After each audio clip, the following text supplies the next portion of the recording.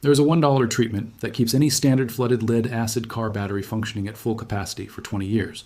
Not the 3 to 5 years your mechanic tells you to expect. Not the 5 to 7 years the battery manufacturer prints on the warranty card.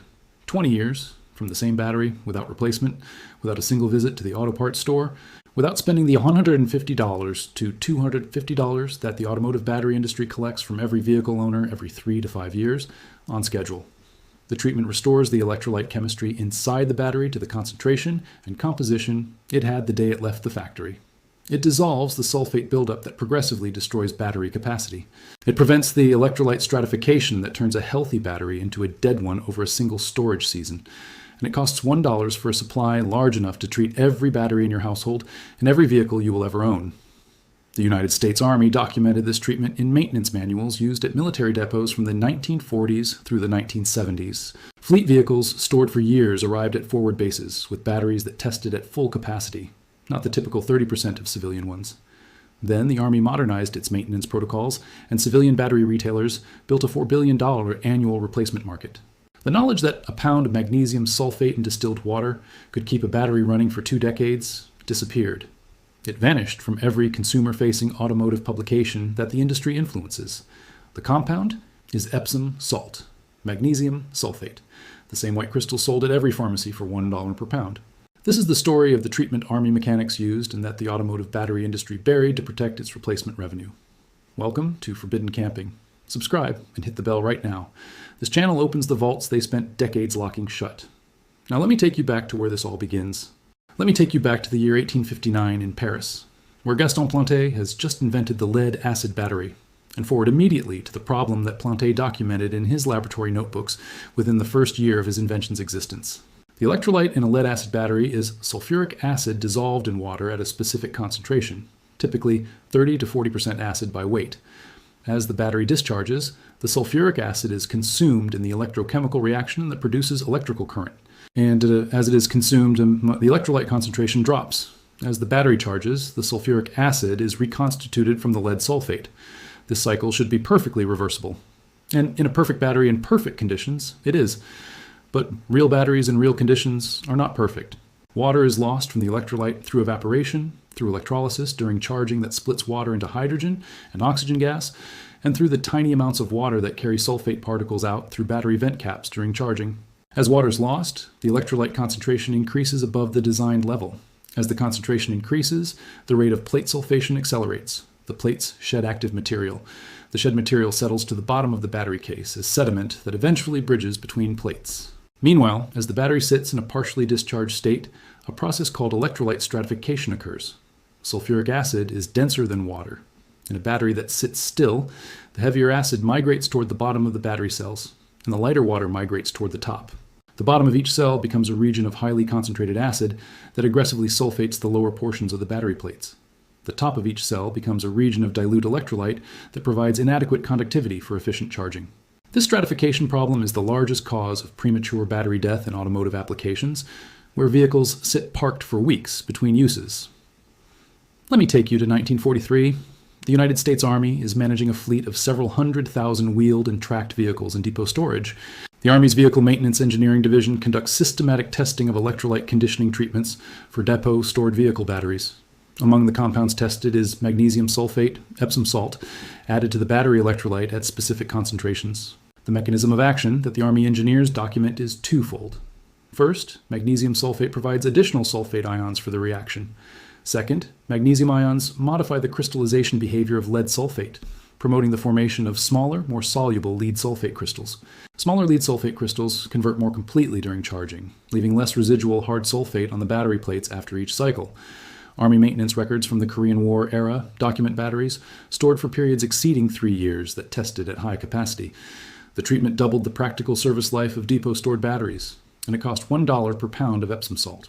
Now let me show you exactly why this works, because the electrochemistry of magnesium sulfate electrolyte conditioning is documented in the academic literature. It explains a mechanism that the automotive battery industry has preferred to keep in the engineering archive rather than the owner's manual. A standard automotive lead-acid battery contains approximately 1 liter of sulfuric acid electrolyte per cell for a total of approximately 6 liters. The electrolyte serves 2 functions simultaneously. It is the ionic conductor that allows charge to flow between the positive and negative plates. And it is a reactant in the electrochemical reactions at the plate surfaces that store and release electrical energy during normal cycling. The problems that Epsom salt treatment addresses occur when the electrolyte departs from its designed composition through the mechanisms I described. The first mechanism that magnesium sulfate treatment addresses is lead sulfate crystal size modification. Crystal growth rate in a supersaturated solution is governed by nucleation kinetics, the rate at which new crystal nuclei form relative to existing growth. In a pure sulfuric acid electrolyte, lead sulfate crystallization during deep discharge tends toward growth on existing crystal surfaces rather than new nucleation. This produces the large hard crystals that resist dissolution during charging. Magnesium ions in solution act as crystal growth inhibitors. They compete with lead ions for positions on growing crystal surfaces, inserting themselves into the crystal lattice and creating defects that disrupt further growth. The result is that crystals nucleate more frequently and grow more slowly, producing a population of smaller crystals with higher surface area. High surface area crystals dissolve more readily during charging because the charging reaction proceeds from the crystal surface inward. A crystal twice as small has a surface area 4 times as large per unit of volume. The dissolution rate difference is quadratic. This crystal size modification has a disproportionately large effect on charging efficiency and plate recovery. The second mechanism addresses electrolyte stratification. Magnesium sulfate has a different density concentration relationship than sulfuric acid. Adding magnesium sulfate reduces the density differential, which reduces the driving force for gravitational stratification. A stratification-resistant electrolyte maintains more uniform concentration throughout the cell depth, providing uniform charging conditions. This reduces the localized high-concentration acid exposure at the bottom of the plates that accelerates sulfation in standard electrolyte. A study published in the Journal of the Electrochemical Society in 2003 measured the effect of magnesium sulfate on plate sulfation rate. Batteries with magnesium sulfate showed 38% lower plate sulfation accumulation than control batteries after 100 deep cycles. At the 300 cycle evaluation, the conditioned batteries showed 47% better capacity retention than controls. The chemistry that the Army mechanics were applying empirically in 1943 was producing exactly the results that researchers measured mechanistically 60 years later. Now here is where the story takes the turn the automotive battery industry has always hoped you would never reach. The global automotive battery market generates approximately $40 billion in annual revenue. The replacement battery segment in the United States alone generates approximately $4 billion per year.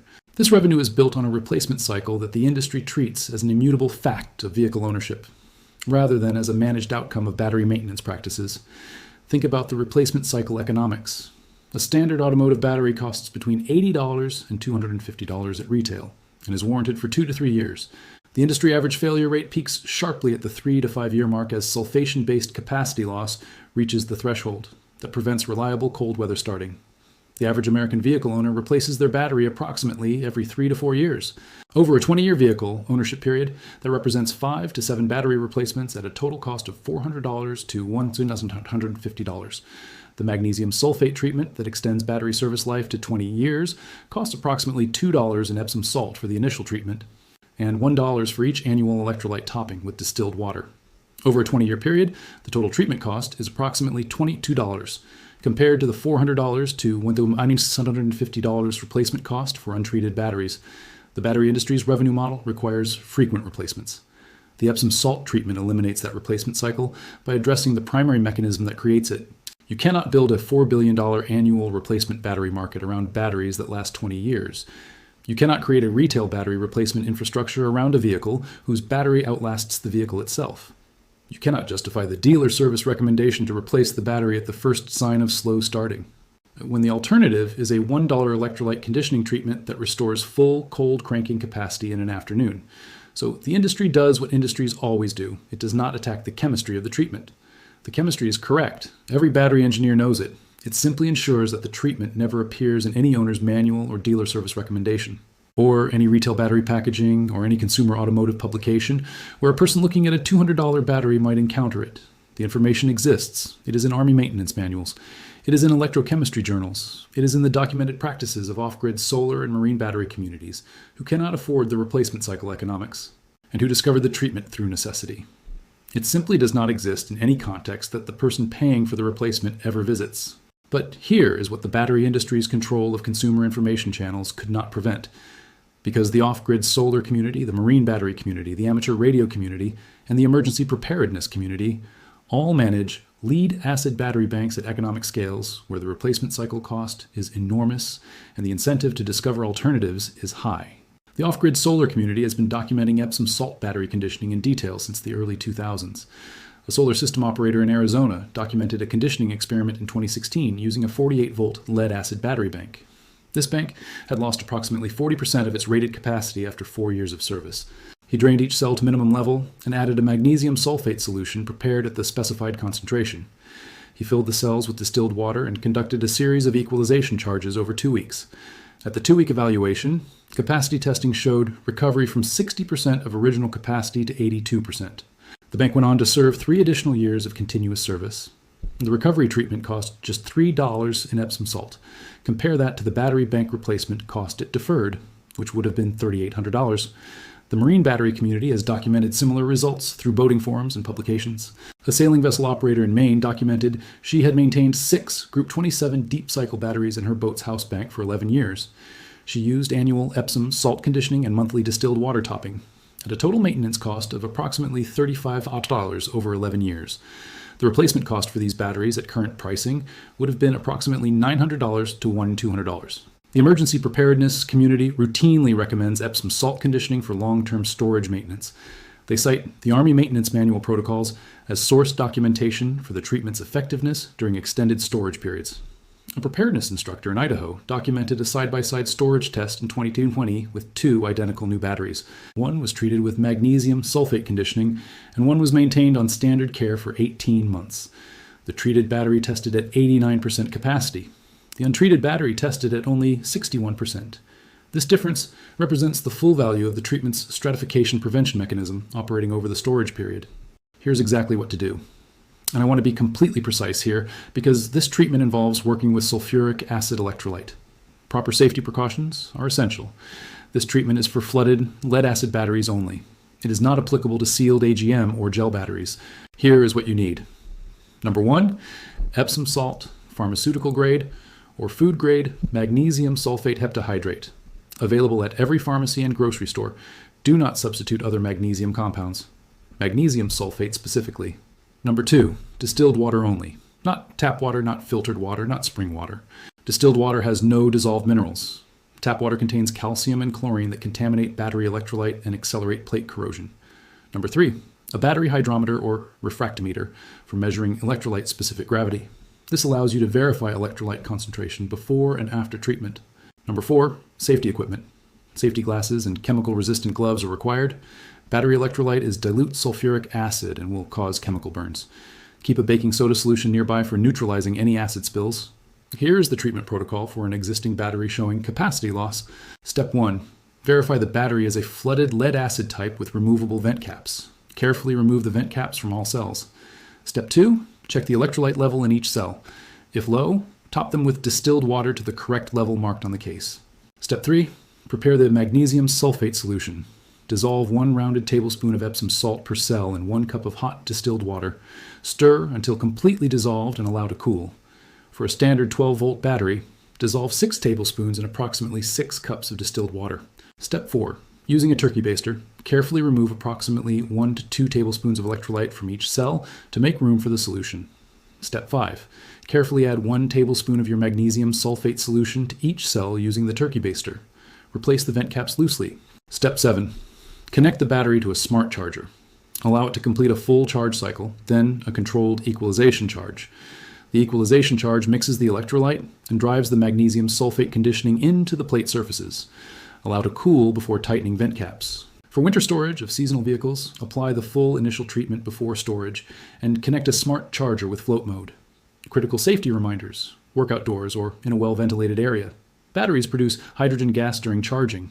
Do not allow any flame or spark nearby. Total annual maintenance cost for a household of 4 batteries, approximately $5 to $8.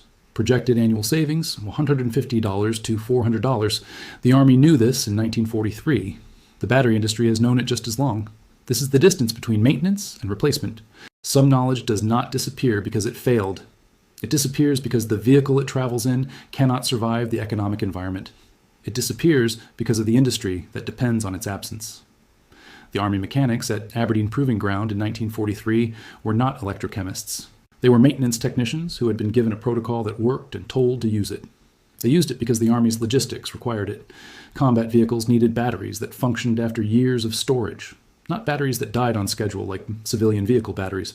The University of Auckland researchers who published the mechanism in 2003 were not trying to threaten the automotive battery industry. They were electrochemists studying battery degradation physics and documenting what they found. Their focus was pure science and documentation. The off-grid solar operator in Arizona who recovered his battery bank with $3 of Epsom salt in 2016 was not a battery engineer. He was a person who could not afford to replace a $3,800 battery bank and searched desperately for an alternative. Each of them arrived at the same white powder through different paths: logistics necessity, academic inquiry, and economic desperation. Every car owner who paid for a battery replacement in 50 years arrived there through the absence of this information. The magnesium sulfate the Army used in 1943 performs the same crystal growth modification chemistry that it performed in that 2003 lab. It performs the same stratification prevention chemistry today. It will perform that same chemistry in your battery tomorrow morning if you add it. The physics do not require your mechanic's permission. The crystal growth inhibition does not require a dealer service recommendation. It requires 1 tablespoon of a compound sold for relaxing bath soaks, dissolved in distilled water, added to the battery cells. If this vault changed how you look at your vehicle's battery, subscribe and share this with someone about to pay for a replacement.